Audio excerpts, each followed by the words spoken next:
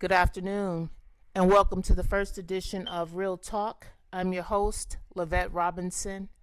Today's topic, police brutality towards the black body.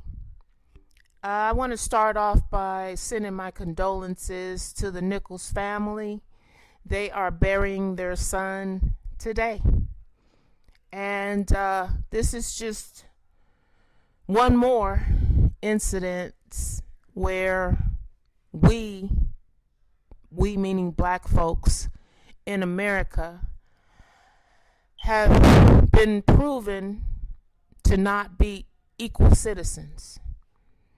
Now, the killing of this young man, I couldn't even watch the entirety of the video because I've had enough.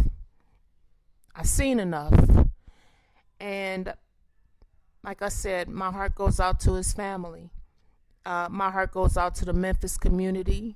My heart goes out to everyone who has lost someone they love by someone who is paid to protect and serve us. Now, the conflict goes back to slavery when we had overseers, quote unquote, police officers for their time. But this is ridiculous now.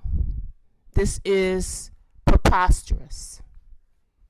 We are in 2023, and no one, unarmed, black, white, indigenous, Korean, Chinese, no one should be killed when they are unarmed. To me, it stems back to police unions. They're talking about getting rid of teachers' unions.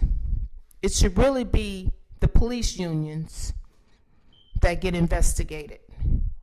Because that code blue, that code of silence, we protect our own. Once you start suing those police unions and stop suing municipalities, I bet you they'll straighten up and get the right officers in there. I don't think it's a matter of training as much as it's a matter of what's in someone's heart. This thin, tall guy was assaulted by muscular men, 5 of them. So it was almost like a gang initiation from the little bit that I saw.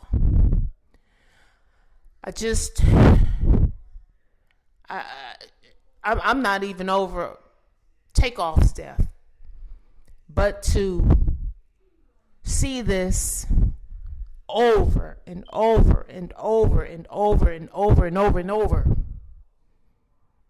is just mortifying to the soul. I don't know about anybody else, but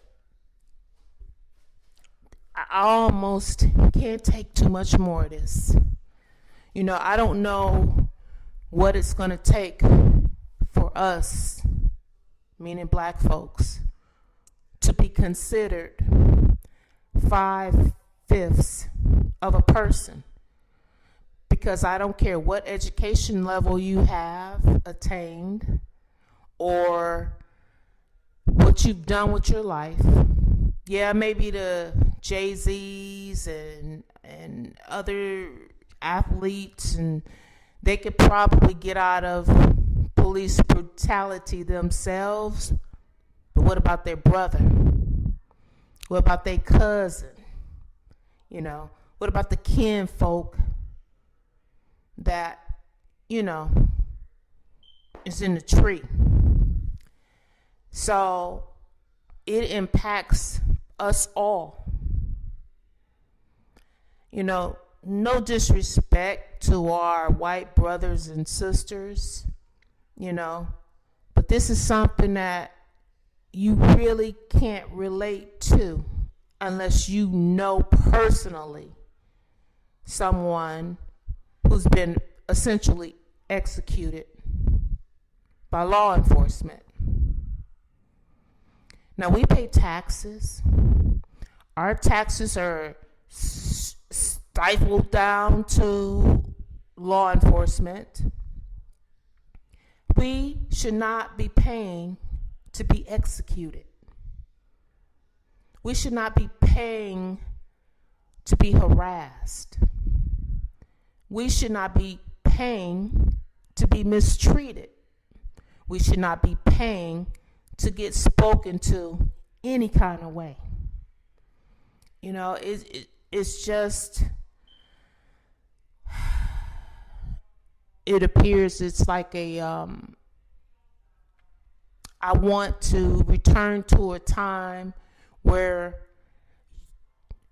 we could be controlled and y'all don't have any say-so about it. But I'm here to tell you right now, it's 2023 and we over this. I don't know what it's going to take for Congress to get a bill to President Biden's desk to end this. We know what it'll take. It'll take regular folks being able to sue that officer when they shot at someone 60 times. Personally, sue them when they're unarmed. Personally, when it's in the back. That, my friends, that's the solution. We need to be able to hold them accountable. Now, police unions, they covet their own. And hey, if I was a police officer, I'd be in the union too. I'm not a police officer, but I do respect the sanctity of life. Therefore, I recommend that we look deeply into defunding the police unions. Because if every single officer was held accountable for their action, believe me, black folks would get the same type of treatment that everyone else receives. Not shot first and questions last. On my way out, I want to say to Tamir Rice's family, we love you. To George Floyd's family, we love you.